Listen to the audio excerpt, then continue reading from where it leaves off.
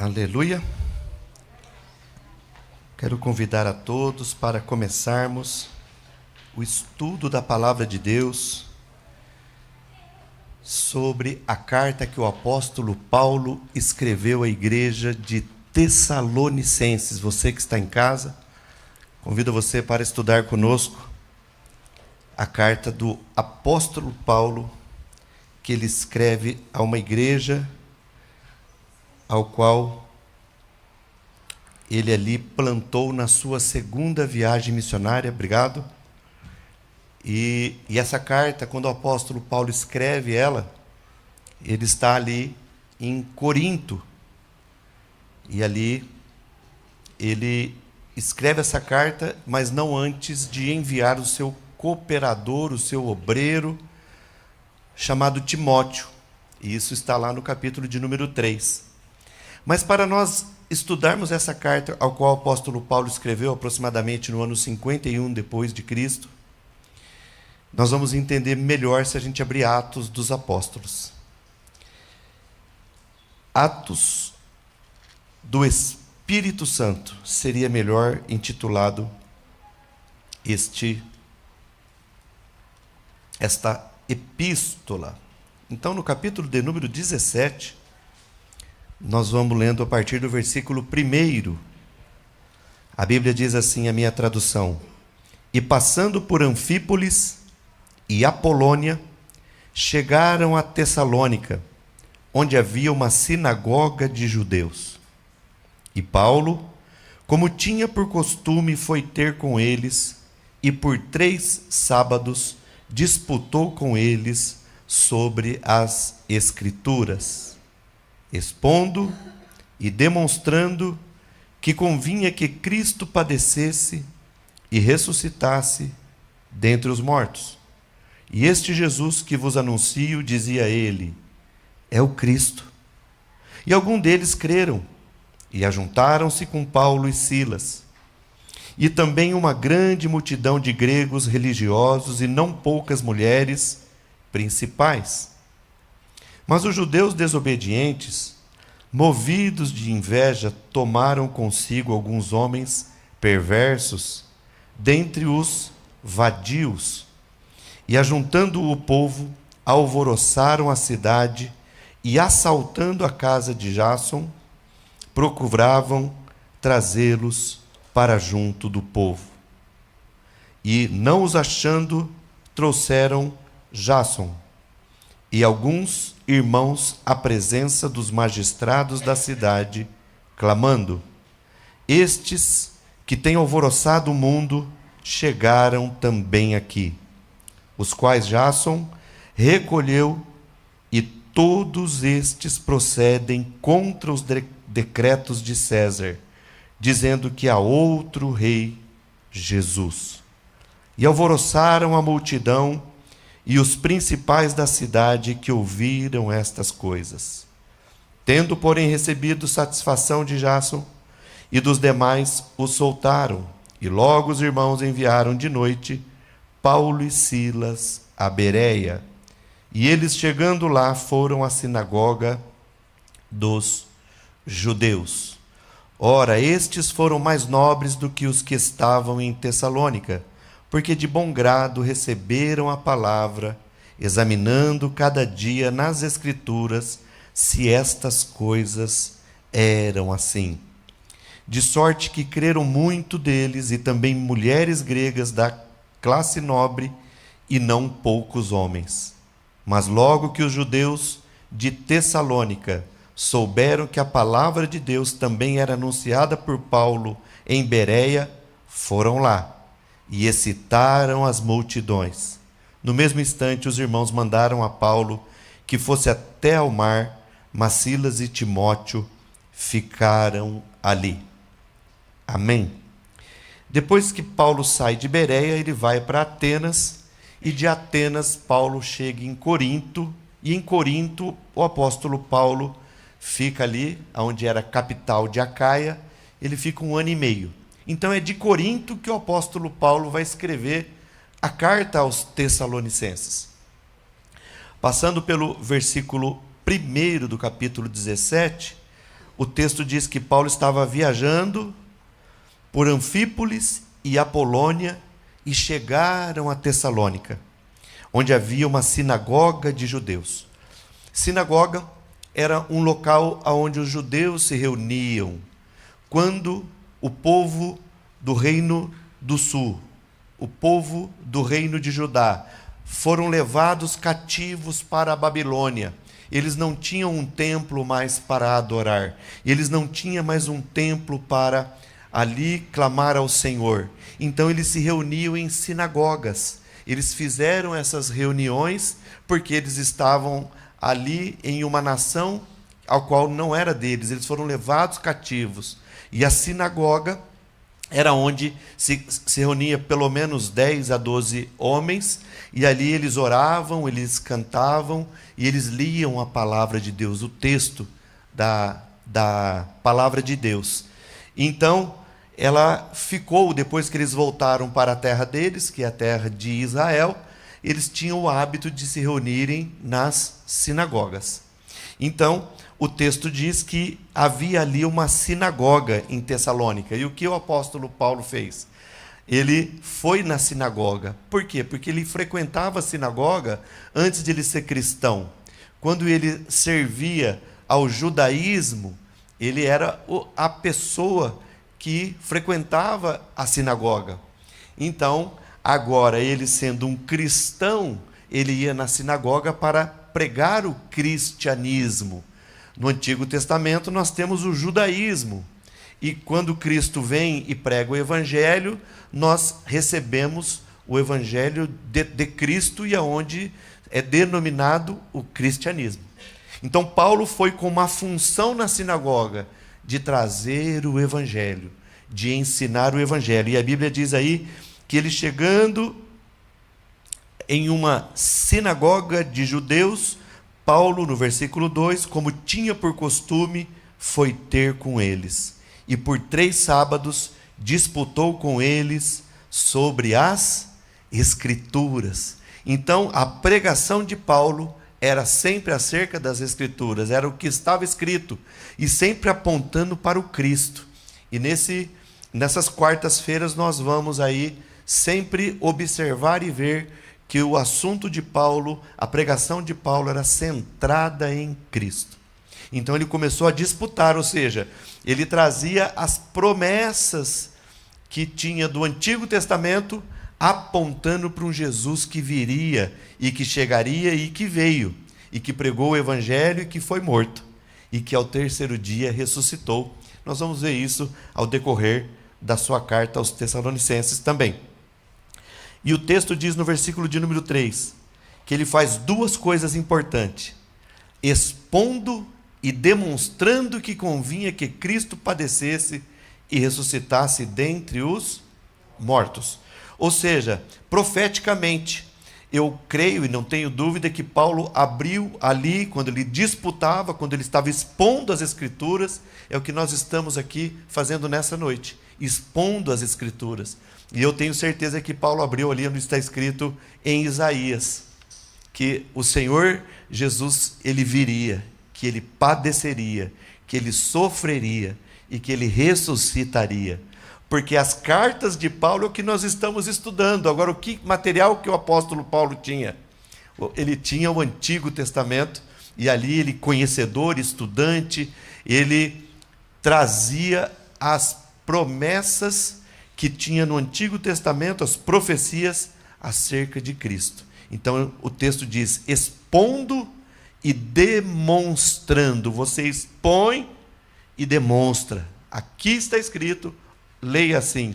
Então ele expunha e demonstrava que convinha que Cristo padecesse e ressuscitasse dentre os mortos. A ressurreição, ela é o eixo central da nossa salvação. A ciência, nós já estamos 2000 anos e 26 após Jesus vir à Terra, vir aqui como uma pessoa. E nesse tempo todo, por mais que nós estamos na época mais tecnológica, a ciência está mais avançada, a ciência não consegue dar jeito para a morte. Morreu ali dependendo do que for, os médicos conseguem ressuscitar com 10 minutos, com 15 minutos, já tendo uma certa gravidade na danificação do cérebro. 20 minutos, 25, 30, às vezes a pessoa volta e o cérebro já não vai ser mais o mesmo. Então é o máximo que a ciência tem aí hoje, algum caso raro a mais. Algum caso raro. Às vezes a pessoa, ela não morreu, mas a ciência constata que morreu porque não consegue enxergar as batidas do coração. E às vezes ele está pulsando tão devagar que a ciência constata que está morto, mas não está. E daqui a pouco a pessoa levanta e anda.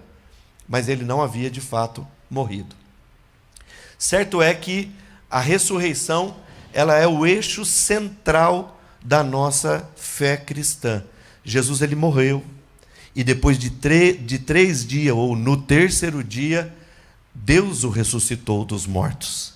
E ele está vivo para todo sempre. Então a nossa fé, e o eixo da nossa fé é o que o apóstolo Paulo está trazendo à igreja de Tessalônica, mostrando, expondo dentro de uma sinagoga que Jesus é o Cristo que havia de vir.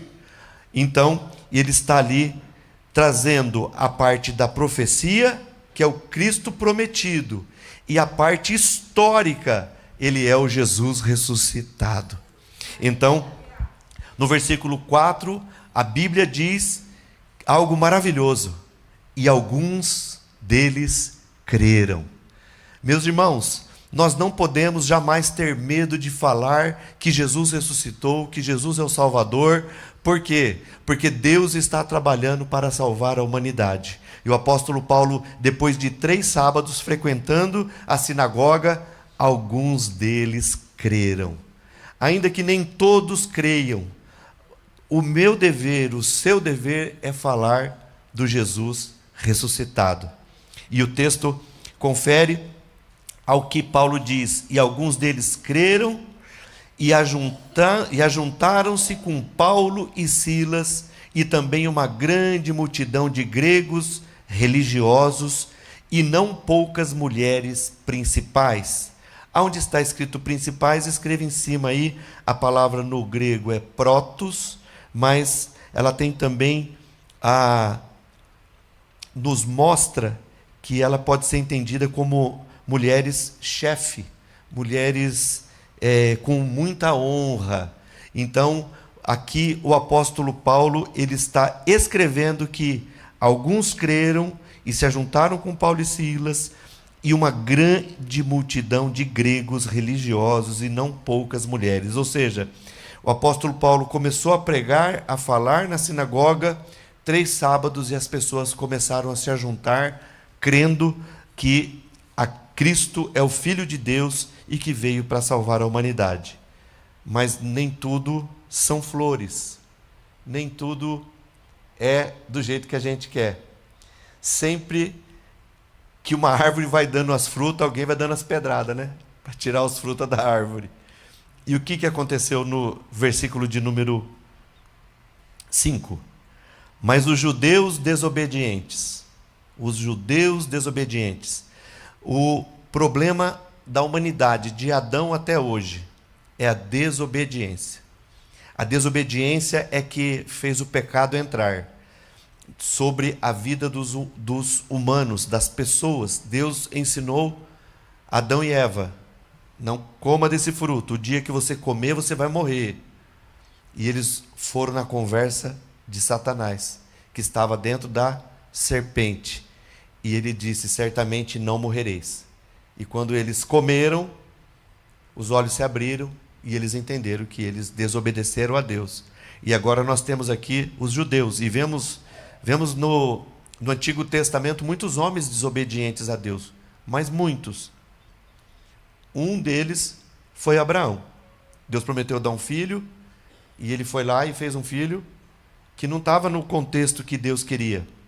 E hoje, quando a gente vê aí os árabes contra os judeus, contra o povo de Israel, você entende que a desobediência deles trouxe esse problema que até hoje está aí, e só vai se encerrar quando Jesus voltar, levar a igreja, e depois Jesus vai tratar do povo de Israel junto com o resto da humanidade. Então, os judeus desobedientes, movidos de inveja, e aí eu falei de Abraão, né? Mas aqui me vem na cabeça. Abraão, Sansão, Davi, Saul e tantos outros homens do Antigo Testamento desobedeceram, foram desobedientes. E aí o texto diz que os judeus desobedientes, movidos de inveja. Olha isso, irmãos. Existe a inveja, porque pessoas recebem a Jesus como Salvador. Existe inveja. E os judeus aqui, movidos de inveja, tomaram consigo alguns homens perversos, alguns homens malignos, dentre os vadios. O que é vadio? É baixo. A palavra ela é forte, são vagabundos. Eu fui estudar um pouco mais a fundo e algo que é semelhante a vadio é vagabundo. Então, os judeus desobedientes, movidos de inveja, tomaram consigo alguns homens perversos dentre os vadios e, ajuntando o povo, alvoroçaram a cidade. É coisa de quem não tem o que fazer, não é? Alvoroçar, ela traz o sentido, a ideia de perturbar. Eles começaram a perturbar a cidade. E assaltando a casa de Jasson. Por que eu falo Jasson? Porque o nome dele, no grego, é Iasson. Então, não é o som de Z, né? Como casa. Falar casa, lendo na letra S. Então, nós entendemos que aqui não é Jason, porque o nome dele é Iasson, que significa aquele que irá curar. Procuravam trazê-los para junto do povo. E a Bíblia diz no versículo 6, e não os achando, trouxeram Jasson e alguns irmãos à presença dos magistrados da cidade, clamando, esses que têm alvoroçado o mundo, chegaram também aqui. Essa é uma palavra que enche o meu peito e o meu coração pega fogo. Nós precisamos ser de fato aqueles que alvoroça o mundo. Nós não podemos ser um povo que fica quieto sem falar do Salvador Jesus. E ali eles começaram a pregar naquela cidade sobre Jesus. E aqueles que são movidos de inveja começaram a falar mal deles. Oh, esses que têm alvoroçado o mundo, chegaram também aqui. Isso mostra que Paulo, ele chegou para marcar o território do reino de Deus. Você e eu, nós somos chamados para marcar o território do reino de Deus. Somos chamados não para incomodar no mau sentido de usar um som alto, não. A igreja não deve usar um som alto que perturba o vizinho. Mas a igreja ela deve ser aquele que anuncia o Senhor Jesus, na onde ela está, no ponto de ônibus, no trabalho, aonde nós estamos. E eu falo isso porque eu vivo isso. Eu sei do Jesus que nós pregamos todos os dias na minha loja. E lá eu falo que lá não é uma loja, lá é uma igreja disfarçada de loja, porque ali nós anunciamos a palavra de Deus para alvoroçar o mundo mesmo. E aqui o texto nos mostra, estes que têm alvoroçado o mundo, chegaram também aqui. Isso foi dito para quem? Para os magistrados da cidade, para os juízes da cidade. E o que aconteceu? Versículo 7, os quais Jasson recolheu, e todos esses procedem contra os decretos de César, dizendo que há outro rei Jesus. E aqui chegou a mentira. Jesus não estava tentando disputar o trono de César. Jesus não queria ser o rei acima de César. Não, Jesus não se dá a ser simplesmente um rei. Jesus é o Rei dos Reis, Ele é Senhor dos Senhores. Ele não estava querendo disputar o trono do César, jamais. Ele veio em nome de Deus, falar do reino de Deus, trazendo esperança, fé e amor para a humanidade. E ali eles mentiram e disseram para os magistrados, esses procedem contra os decretos de César, dizendo que há outro rei, Jesus. Então, imagina os magistrados preocupados com o alvoroço na cidade. Tessalônica era uma cidade grande, era uma cidade que tinha 200 mil habitantes. Hortolândia hoje tem aí 230 mil, mais ou menos, um pouco mais, talvez um pouco menos, numa cidade 2.000 anos depois. Agora imagina uma cidade há 2.000 anos atrás, com 200 mil pessoas.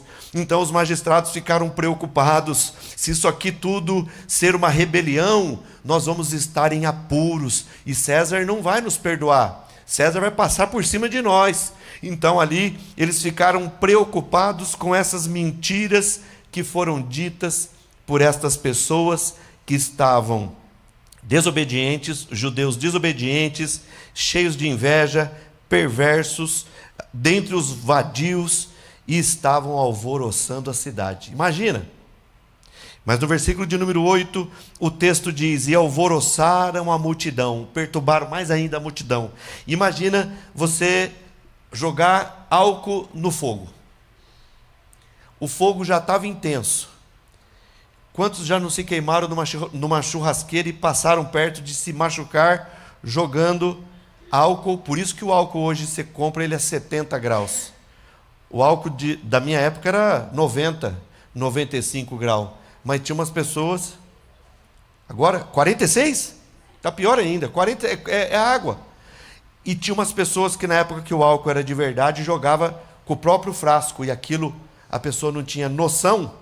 O certo era pôr num copo, e do copo você jogar, no máximo isso. Não, a pessoa ia com o frasco, e aquilo explodia e queimava as pessoas. Por isso que hoje a água está a 46 graus, não é nem álcool, né? É água. Então eles alvoroçaram. Imagina jogar álcool no fogo. Eles alvoroçaram a multidão, e os principais da cidade que ouviram estas coisas, tendo, porém, recebido satisfação de Jason e dos demais, o soltaram. E logo os irmãos enviaram de noite Paulo e Silas a Bereia. Falou: ó, o negócio está feio aqui, vigia, crente. Vigia, crente. Então existe o momento que você tem que vigiar. E aqui os irmãos falou: Paulo, Silas, vai embora para Bereia. E aí o que Paulo fez? Então vou parar de pregar. Esse Paulo era um crente mesmo, né? A Bíblia diz que e eles chegando lá foram à sinagoga dos judeus. Quem tem a chamada para fazer a obra, ele não recua por coisas, não. Eu me lembro, os discípulos levaram umas chibatadas e falaram para eles: agora vocês voltam para a casa dos seis e para de pregar de Jesus. E eles falaram: importa que obedecer a Deus do que aos homens. E continuaram pregando a palavra de Deus. E o apóstolo Paulo a mesma coisa. Chegaram em Bereia, e ali eles procuraram o quê? A sinagoga dos judeus. E no versículo 11 o texto diz: ora, estes foram mais nobres do que os que estavam em Tessalônica, porque de bom grado receberam a palavra, examinando cada dia nas Escrituras se estas coisas eram assim, ou verdade. O que você precisa, irmãos? Uma igreja que ela gosta da palavra de Deus, na hora que se prega ela está com o texto aberto. Por isso que eu falo para abrir o texto, para trazer uma caneta, para anotar. Os irmãos de Bereia, nós precisamos ser igual aos bereianos. Bíblia aberta, o bispo falou, leia na sua Bíblia, se está assim na sua Bíblia. Na minha Bíblia hoje, eu descobri uma palavra escrito Senhor, faltando a letra O. Olha isso, falei, a pessoa que fez a correção, ela não podia errar. Por quê? A pessoa vai lá e faz a tradução, digita tudo. Depois tem uma pessoa que é paga para conferir se não tem nenhum erro. E passou. Então, o que eu trago com essa ideia? Vocês precisam conferir se o que eu leio aqui bate com o texto que está aqui. Bater com o texto é o quê? Eu uso a tradução ACF, Almeida, Corrigida e Fiel. Almeida, Corrigida e Fiel. A sua Bíblia pode ser alguma outra Bíblia. Agora, se de tudo aquilo que a gente lê num versículo e não tem na sua Bíblia, porque a sua Bíblia é uma tradução porcaria. Se você me perguntar qual que é a Bíblia, tradução porcaria, Nova Tradução da Linguagem de Hoje. Essa Bíblia pode pôr no lixo. Tem uma aqui, ó. Serve ali para guardar pó. Tá aí, Dilian. Traz ela aqui, ó. Essa Bíblia aqui é um lixo. Você fala, bispo, não fala assim da Bíblia. Não, essa não é Bíblia. Se isso aqui fosse Bíblia, Bíblia eu trato com o maior respeito e honra. Essa aqui é uma nova tradução da linguagem de hoje. Isso aqui não é a palavra de Deus. Porque aqui está adulterada. Tem versículos aqui que não está escrito metade do que ele é. Tem versículo aqui que não está trazendo a ideia do que o texto quer passar, o texto original, porque a tradução aqui é porcaria. Então eu não trato isso aqui como Bíblia. Então, outra Bíblia que não é Bíblia, NVI, versão 2023, pode jogar no lixo, põe uma em cima da outra, que isso aqui não serve. Se não é a palavra de Deus correta, irmãos, aprenda isso, não serve. Nós precisamos da palavra de Deus como ela foi escrita nos originais. E se um livro desse não está escrito tudo, então ele é falho, ele não serve para a gente. Ai, mas essa Bíblia é gostosa de ler, é uma delícia para ler essa Bíblia, mas ela não é fiel aos textos originais, não serve como Bíblia. NVI, versão 2023, falta versículo inteiro, vai lá e confere João capítulo 5, versículo 4, não está na Bíblia, está só o 4, o ponto final, aí o 5 começa o texto que é o 5. Agora, se você falar, mas a minha é NVI, se for versão 2011, opa, é boa. Um dos brasileiros que ajudou a traduzir a NVI versão 2011 é o Saião, teólogo, versão boa, mas a 2023 bota no lixo junto com essa aqui. Então, por que eu falo isso? Porque quando Paulo chega lá na sinagoga onde estão os bereanos, quando Paulo começa a falar da palavra de Deus, eles receberam a palavra. Opa, nós gostamos da palavra de Deus. E o que eles fizeram? Examinando cada dia nas Escrituras se essas coisas eram. Então, quando Paulo falava, vamos abrir aqui em Isaías, porque um filho se nos deu, um menino nos nasceu, e o seu nome será maravilhoso conselheiro, e os bereanos, consta aqui, Pai da eternidade, príncipe da paz, está na nossa Bíblia, é verdade o que o Paulo está falando. Então esse Jesus, ele é mesmo aquele que havia de vir através das profecias. Agora imagina, você com uma Bíblia dessa aqui, a pessoa fala, abre aí João capítulo 5, versículo 4. Essa tem, mas o negócio é mais ou menos. A NVI já não vai ter. E aí? Irmãos, compre Bíblias enquanto dá tempo de nós termos impressão de Bíblia fiéis.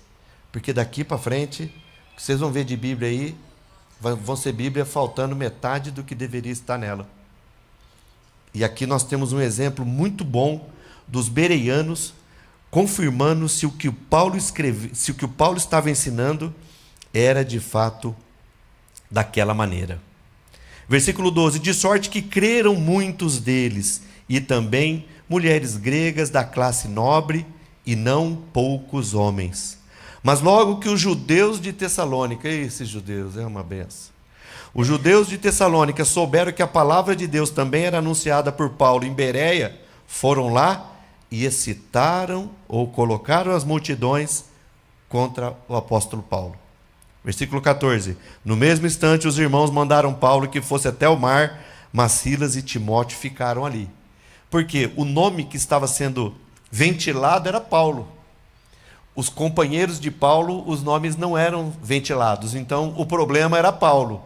Aí os irmãos falaram, Paulo, vai lá e fica lá perto do mar lá. E aí é onde que Paulo chega em Atenas.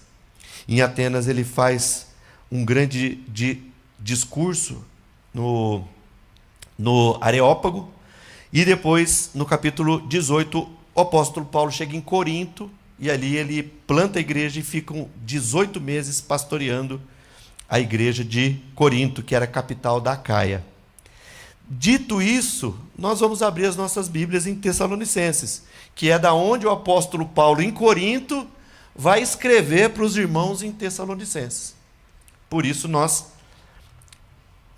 entramos nessa parte introdutória acerca da carta que o apóstolo Paulo escreveu na sua segunda viagem na igreja de Tessalonicenses. E ele escreve essa carta por dois motivos: pela celebração da fidelidade, que vai do capítulo 1 até o capítulo 3, versículo 13, capítulo 1 até o 3:13. E depois ele escreve também com um desafio para a igreja crescer.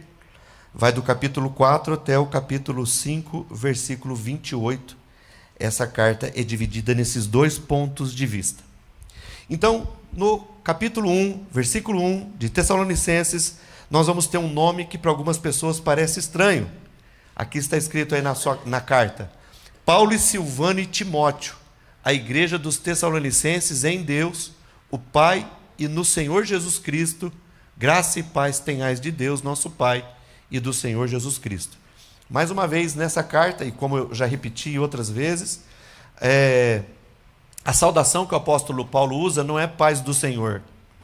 Nas cartas, o que Paulo ele cumprimenta a igreja é graça e paz. Graça e paz. Por dois motivos: para que as pessoas entendessem a salvação. Por isso, a saudação, graça e paz. Salvação vem pela graça, então nós temos duas linhas verticais.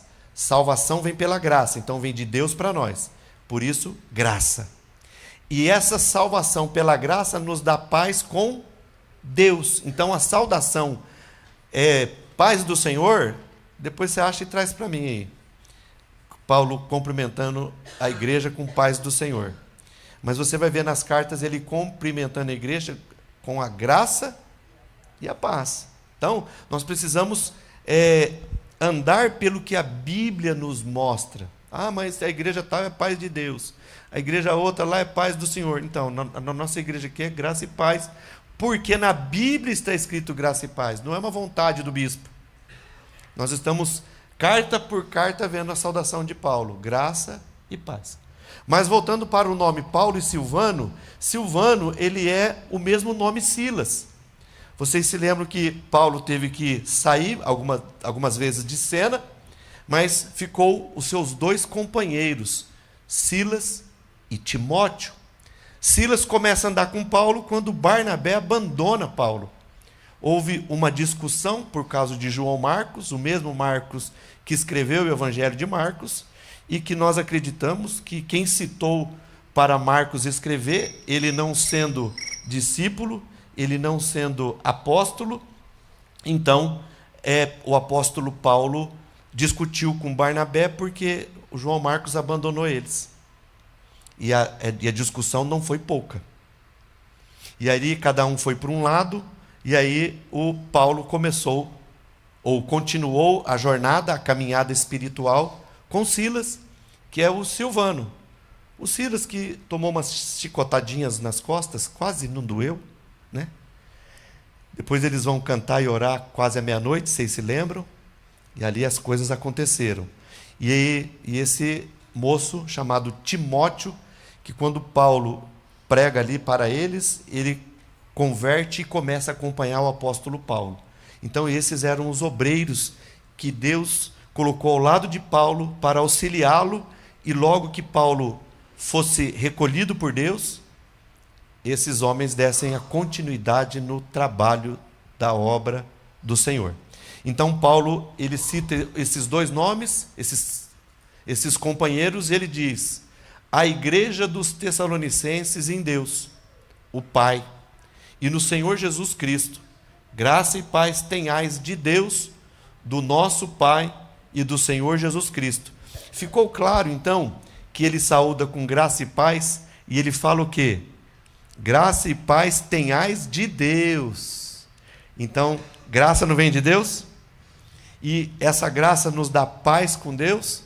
Então, é dessa maneira que a Bíblia mostra e a gente aponta, orienta. No versículo de número 2, Paulo vai dizer assim: sempre damos graças a Deus por vós todos. Então Paulo, ele mostra que nas suas orações, ele sempre estava lembrando da igreja em Tessalônica. Onde que Paulo estava mesmo, quando ele escreve a carta? Corinto. E ele sempre estava, graças a Deus, pela igreja de Tessalônica. Graças a Deus. Então ele diz, sempre damos graças a Deus por vós todos, fazendo menção de vós em nas suas orações, irmãos. Você pode não lembrar do nome de todo mundo, mas mencione a igreja da transformação. Talvez você não consiga se lembrar do nome de todas as pessoas, mas ore, faça como Paulo fez. Ele, estando em Corinto, orava pela igreja em Tessalônica. Eu oro por toda a igreja na face da terra. Quando eu vou orar, eu oro por vocês. Quando eu faço compra, chego com a minha compra na minha casa, eu oro por vocês. A Adiliane é testemunha. E a gente faz isso há muitos anos. Eu nem sei há quantos anos. Você lembra, Adiliane?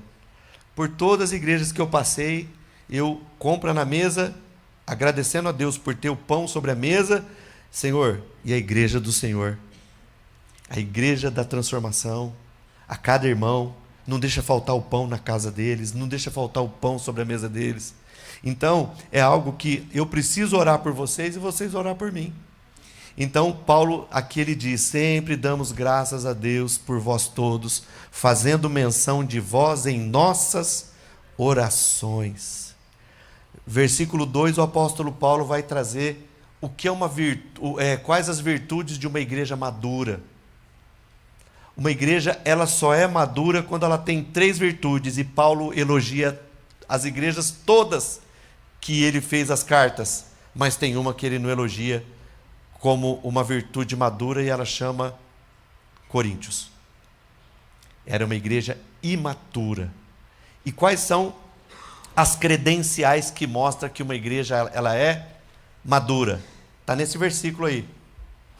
Se destaca a fé da igreja, está escrito vossa fé, se destaca do trabalho do amor. Uma igreja madura, ela tem fé, ela tem amor e ela tem esperança, e da paciência da esperança. Essas 3 credenciais, destaque na sua Bíblia, não perca tempo. São as virtudes de uma igreja madura. A igreja, quando ela não é madura, ela não tem fé, ela não tem esperança e ela não tem amor. Então, Paulo diz assim no versículo 3: lembrando-nos sem cessar da obra da vossa fé. Onde está escrito obra da vossa fé? Escreva em cima, da vossa conversão.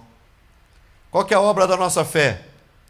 Quando nós nos convertemos, recebemos ao Senhor como Salvador. Então Paulo está destacando a primeira coisa. Eu lembro sem parar da salvação de vocês, quando eu cheguei na cidade e comecei a pregar lá em Atos 17, e não poucas pessoas começaram a crer, homens e mulheres, e todos começaram a se converter. Então o apóstolo Paulo já destaca de cara a obra da vossa fé, a conversão. Depois ele põe do trabalho do amor, ou seja, os irmãos começaram a servir. Igreja, ela é um local que nós precisamos, como Jesus ensinou no ministério da toalha. Nós não podemos chegar aqui e dizer o que a igreja tem para me oferecer. Essa é a mentalidade de 90% das pessoas que vêm para a igreja. O que a igreja tem para oferecer?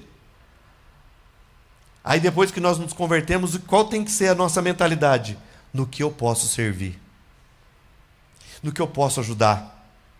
Porque esse é um local comum que todos nos reunimos para uma única coisa: adorar ao Senhor. esse lugar não é para outro intuito a não ser adorar ao Senhor. É para isso que serve esse ambiente. É para isso que nós estamos reunidos, a adorar ao Senhor. E aí, Jesus ensinou o que no ministério da toalha? Ele ensinou que ele, sendo filho de Deus, ele sendo o próprio Deus, pois ele tem as virtudes que Deus tem, ele tem os atributos que Deus tem, só Deus pode expulsar demônio. E Jesus tem a mesma autoridade de expulsar demônios. Só Deus cura enfermidades, Jesus também cura enfermidades, ele tem os mesmos atributos. Então, ele como filho de Deus, ele vem e serve os homens. E ele põe sobre o seu ombro uma toalha, e se agacha com uma bacia na mão, e começa a lavar o pé dos discípulos. Irmãos, isso era um serviço dentro da cultura, que só escravo lavava o pé de quem chegava na casa. Se eu fosse um escravo, eu não tinha o direito de usar uma sandália no pé, eu era descalço. E quem chegasse na casa, eu como escravo, eu lavaria o pé da pessoa, porque ela chegou de uma estrada poeirenta, e os pés dela suado, com as sandálias. Imagina como é que estavam os pés das pessoas quando eles viam de viagens distantes. E Jesus, ele se coloca como escravo, e ele vai e no pé, e quando chega em Pedro, Pedro vai dar uma de crente, né? Crente, sabor crente, sabor. Pedro fala: não, meu pé o senhor não lava não, que não. Pedro sempre dá as fora dele. Quantas vezes tem que perdoar? 70 vezes 7? Não era 7? Aí Pedro vai lá e multiplica o negócio 70 vezes 7. Jesus vai lá e fala: se eu não lavar teu pé, você não tem parte comigo, porque eu estou lavando o seu pé para você aprender a lavar o pé dos outros, crente ruim. Eu sou filho de Deus, eu sou o próprio Deus, estou aqui lavando o pé, e que você quer ser o alecrim dourado. Aí o Pedro vai para o outro extremo: não lava só o pé não, lava a cabeça, lava tudo. Era o Pedro, sendo Pedro. E aí nós vemos o quê? O Filho de Deus servindo, do trabalho, do amor, do servir. Como é importante nós, dentro da igreja, servindo de alguma maneira, de alguma forma. E às vezes tem pessoas que correm de servir. Mas a Bíblia diz que se você der um copo d'água e não sirva pelo galardão, a Bíblia diz que quem dá um copo d'água para uma pessoa, recebe o quê? Galardão. Quem dá um copo d'água recebe galardão. Um copo d'água não é algo pequeno? Simples. Esse Deus é tão maravilhoso que ele fala: ó, o menor gesto que vocês fizerem, eu vou recompensar. E nós não precisamos fazer pela recompensa, nós fazemos pelo amor, porque a igreja madura, ela tem fé e tem amor. E quando você, pela fé, recebe ao Senhor como Salvador, o resto você fala: pelo amor que eu tenho nele, eu vou servir. Não vou servir por outra coisa. Eu sirvo a Deus pelo amor que eu tenho a Ele, pelo amor que eu tenho na obra dEle, no Deus da obra e na obra de Deus. Então, é isso que faz uma igreja ser madura. Vossa fé, que foi quando eles receberam a Jesus, o trabalho do amor, que é servir, e da paciência da esperança em nosso Senhor Jesus Cristo, diante de nosso Deus. E aí nós precisamos ser aqueles que têm esperança. Hoje não foi bom na sua vida? Não tem problema, minha esperança é o Senhor Jesus Cristo. A minha esperança não é que eu tenha um dia bom todos os dias, a minha esperança é que um dia Ele vai voltar para me buscar, e lá não vai ter dor, lá não vai ter morte, lá não vai ter choro, e nós estaremos para sempre com o Senhor. Acabará a angústia, acabará o sofrimento, teremos um corpo glorioso. Então a igreja madura, ela tem fé, ela tem amor e ela tem esperança. Aleluia! Nossa esperança está no Senhor Jesus. Escreva isso na sua Bíblia para você não escrever, para você não esquecer. As virtudes de uma igreja madura: fé, amor e esperança.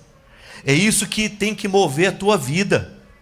É isso que tem que estar dentro do seu coração, latejando, latente. Eu sou grato a Deus e estou firme pela salvação através da fé, do trabalho do amor, estou servindo, e da paciência da esperança, estou aguardando o meu Salvador arrebatar a sua igreja.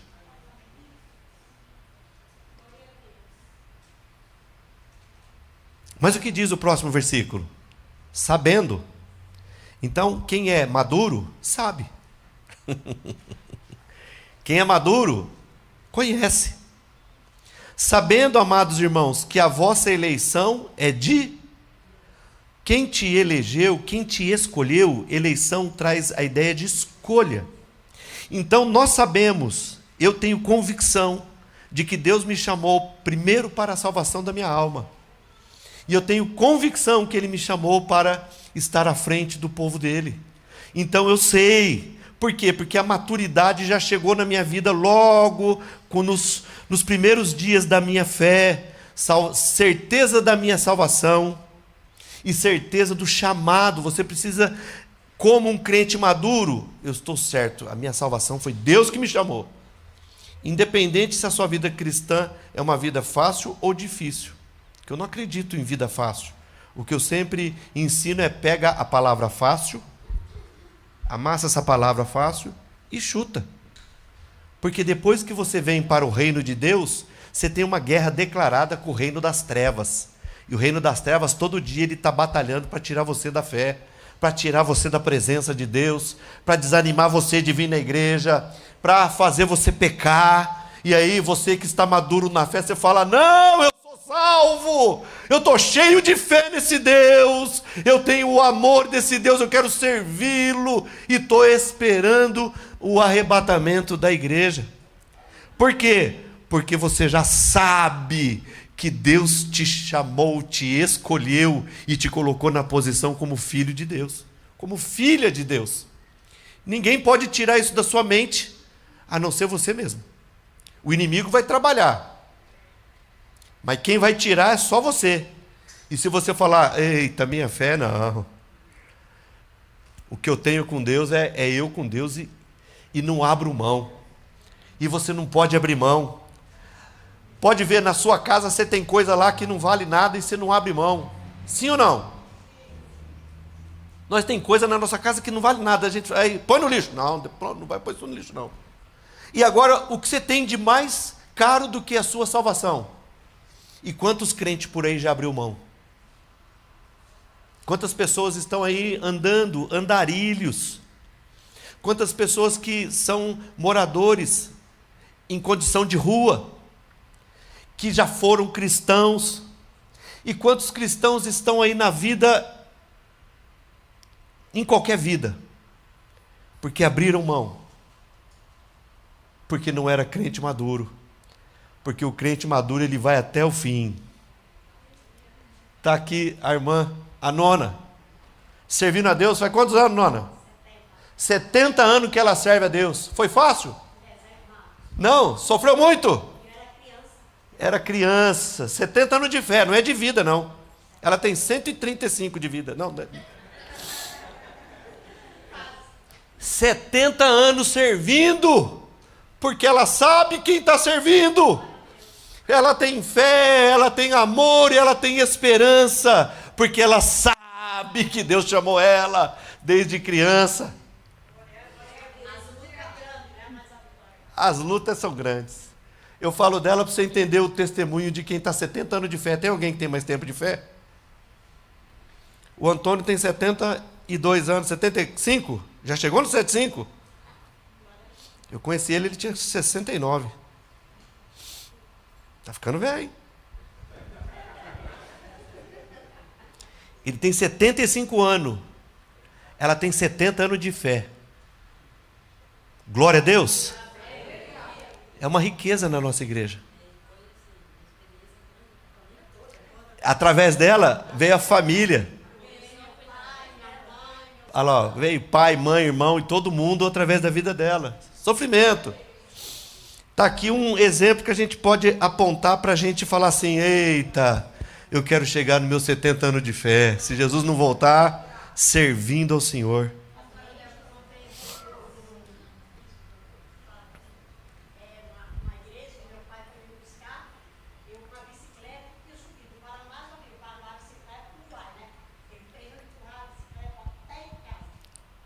Olha isso. Tirou a Bíblia dela. E ela ia escondida e sem Bíblia. Está 70 anos indo para a igreja. Quando você coloca na sua mente que você é maduro na fé, nada te impede. Porque ela não tirou da cabeça dela. Tiraram a Bíblia dela. Mas a Bíblia já estava aqui, ó. Já estava no peito já. Versículo 5 diz assim: porque o nosso evangelho, Paulo diz, nós conhecemos a Bíblia com 4 evangelhos. Eu já falei para vocês que tem 5 evangelhos. O apóstolo Paulo, ele não cita os evangelhos de Mateus, Marcos, Lucas ou João. Ele não cita porque quando ele escreve as cartas, os evangelhos ainda não tinham sido escritos. E ele fala que o que ele prega é evangelho, e de fato é. Então nós temos 5 evangelhos. E ele diz, porque o nosso evangelho, a palavra evangelho, traduzido do grego, ela traz a ideia de boas novas de salvação. Ou seja, porque as boas novas de salvação não foi a voz somente em palavras, não foi só com palavras, mas também em poder, dunamis, poder que vem do alto, e no Espírito Santo. Quem muda a vida de uma pessoa é o Espírito Santo. A missão da nossa igreja é impactar pessoas comuns através do Espírito Santo. É o Espírito Santo que vem trabalhar no coração do ser humano e convence ele do pecado, do juízo e da justiça. Então, o Espírito Santo, e em muita certeza, ou seja, ele não tinha dúvida nenhuma. Nós não podemos ter dúvida nenhuma daquilo que nós cremos, da palavra de Deus. E Paulo diz, como bem sabeis, quais fomos entre vós por amor de vós. Versículo de número 6. E vós fostes feitos nossos imitadores. Nós precisamos imitar aqueles que são nossos exemplos. Não é feio imitar uma pessoa na fé. Não é feio imitar uma pessoa naquilo que ela acredita sendo coisas de Deus. Não é feio, de maneira alguma. Existem pessoas que nós não devemos imitar. E o que mais a humanidade está fazendo nos dias de hoje é imitar péssimos exemplos. Aliás, você nem precisa dizer para a pessoa imitar um péssimo exemplo, que ela já imita mesmo. Agora tem um negócio aí de... Vocês já viram isso? As pessoas estão fazendo uma áurea. Aí as pessoas deitam no chão. Estou fazendo uma áurea. Aí você fala, o what? Aí está uma multidão de pessoas. Não posso falar tudo o que eu gostaria. Mas uma multidão de pessoas, vou falar assim, fazendo aura. Eu falo, Deus, o que vai ser o mundo daqui 10 anos? Nós precisamos de pessoas inteligentes. Pessoas que usam a massa encefálica cinza. Porque a marrom tem muita gente usando já. Se é que vocês me entendem? Então nós precisamos imitar a fé das pessoas que de fato imitam a Cristo, que de fato servem a Deus, que de fato vivem para Deus. E Paulo diz, e vós fostes feitos nossos imitadores, ou seja, aqueles homens começaram a agitar a cidade, falando de Jesus. Aqueles Aqueles homens começaram a impactar a cidade, porque via num Paulo um homem que tinha coragem, que era cheio do Espírito Santo, cheio de ousadia. Então eles começaram a imitar o apóstolo Paulo, e aquela igreja começou a avançar e a crescer, porque eles foram imitadores de Paulo, e não só de Paulo, porque Paulo imitava alguém, Paulo imitava o Senhor Jesus, e o texto diz imitadores do Senhor, recebendo a palavra em muita tribulação. O apóstolo Paulo estava sendo perseguido, aonde ele ia, e aqueles judeus desobedientes, vocês se lembram que acabamos de falar? Os vadios, os vagabundos, o trapo que tinha daquela religiosidade, que eu falo, larga a mão do Antigo Testamento,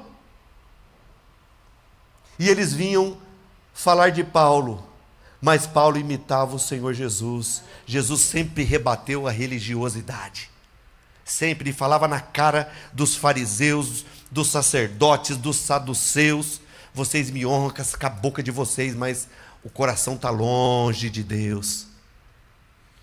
Chamava eles de hipócritas. Então Paulo aqui, imitando o Senhor, recebendo a palavra em muita tribulação, e a cidade alvoroçada para cima de Paulo, porque alguém foi lá e mentiu sobre Paulo, e Paulo está falando: mas vocês continuem imitando a mim, e imitando o Senhor. Vocês viram como eu recebi a palavra em muita tribulação, vocês receberam a palavra em muita tribulação, mas com alegria do Espírito Santo. Versículo 8, 7, obrigado. De maneira que fostes exemplo para todos os fiéis na Macedônia, e só uma igreja madura consegue ser exemplo. Consegue entender? Por que que às vezes tem pessoas dentro da igreja que não são maduras, são péssimos exemplos? Porque não são maduras. Corinto tinha um rapaz que tinha sexo com a madrasta dele. É exemplo? Por que não? Porque ele não tinha fé, não tinha amor, não tinha esperança. Imaturo. Uma igreja que vivia em contenda, em briga, e o apóstolo Paulo, ele precisou e foi à igreja.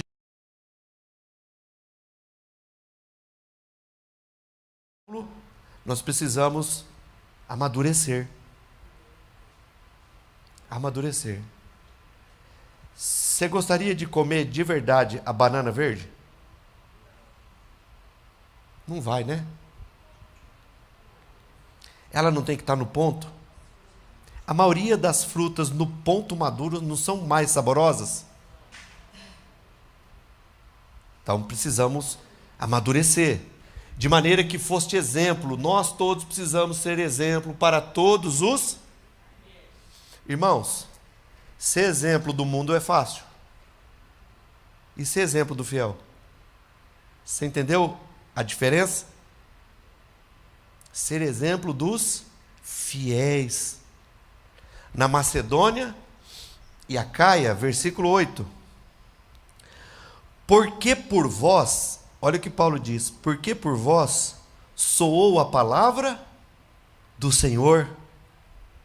Esse Paulo, ele está inspirado pelo Espírito Santo. E essa igreja estava ouvindo o que de fato aconteceu, porque por vocês soou a palavra do Senhor, não somente na Macedônia e Acaia, mas também em todos os lugares. A vossa fé para com Deus se espalhou. O maduro, ele tem? Não estou falando do presidente da Venezuela, não, né? Aquele trapo lá. Mas o crente maduro, ele tem fé. Tem fé, mas também em todos os lugares a vossa fé para com Deus se espalhou, de tal maneira que já dela não temos necessidade de falar coisa. A igreja estava tão madura que Paulo não precisava dizer para eles: tenham fé. Eles já eram cheios de fé. E a fé era tal que se espalhou pela Macedônia e Acaia. Tessalônica era uma igreja que estava sendo basicamente um exemplo de igreja ao qual Deus chama a gente para ser igreja. Você imagina que hoje, na maioria das igrejas por aí, nem os pastores é exemplo. nem os pastores, presbíteros e toda a qualidade de ofício aí. Mas Paulo está falando que nós precisamos ser exemplo dos fiéis. Versículo de número 9. Porque eles mesmos anunciam de nós qual a entrada que tivemos para convosco. E qual foi a entrada? Acabei de falar agora há pouco, hein?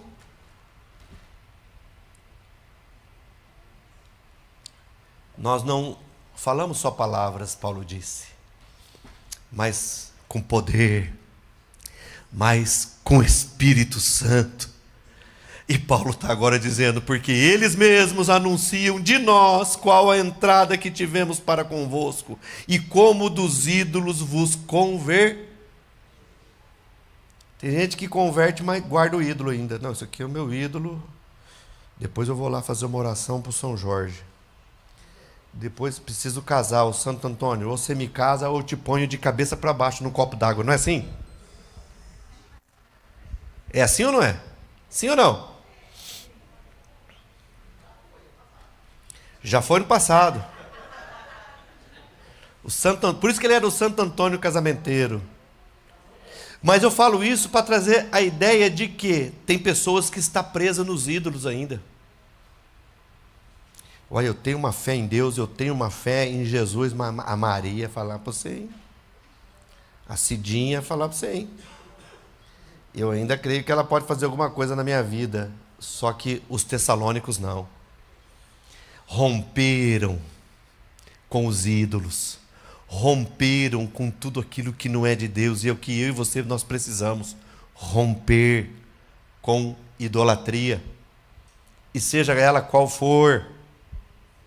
Às vezes tem gente que idolatra o filho, idolatra a filha, idolatra o marido, idolatra a esposa, idolatra o bispo, idolatra a cantora, idolatra a igreja, idolatra celular, idolatra carro. Ó quanto coisas que é idolatria.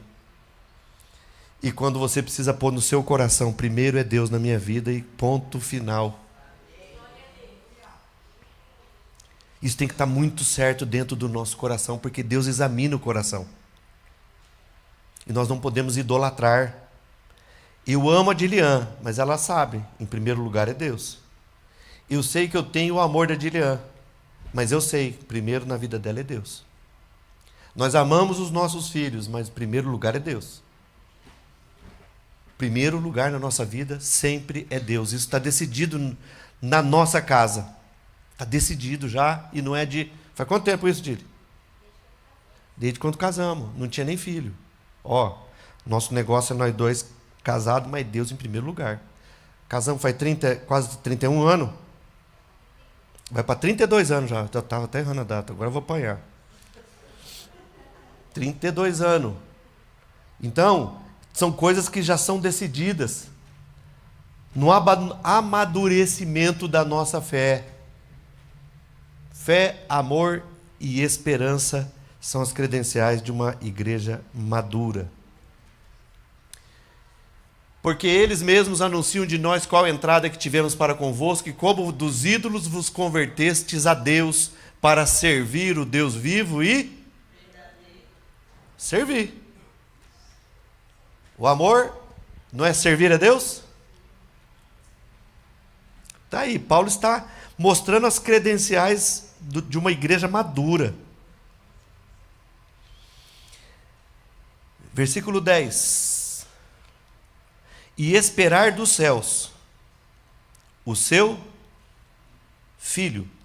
Escreva na sua Bíblia, em cima de esperar dos céus, escreva olhar adiante com fé. Olhar adiante com fé. Esperar dos céus, eu estou olhando adiante, que o Filho de Deus vai vir e arrebatar a sua igreja, e no meio dela estou eu, e no meio dela está vocês. Então, esperar dos céus o seu Filho, a quem ressuscitou dentre os... Ressurreição é o eixo central da nossa fé.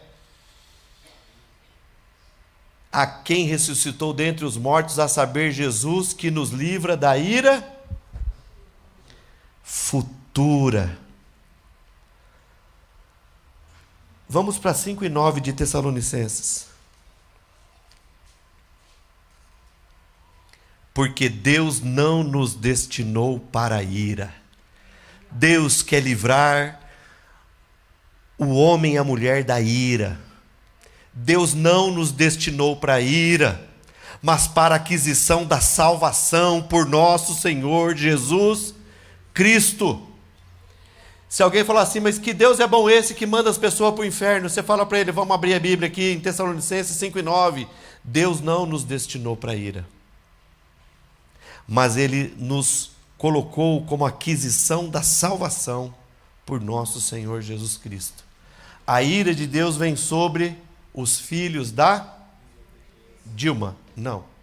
Os filhos da desobediência. A Dilma não tem filho. Os filhos da desobediência. Por isso que eu falo, Adão desobedeceu. E aí veio um monte de homens e mulheres desobedecendo. E aqui a Bíblia diz que Deus não nos destinou para a ira. Então, se eu fosse você, eu não perderia a quarta que vem. Foi top? Deu para aprender?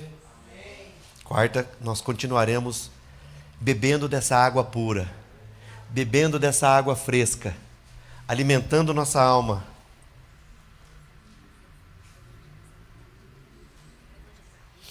Irmãos, a Dilene tem um presente aqui. Quem gostaria de receber um presente?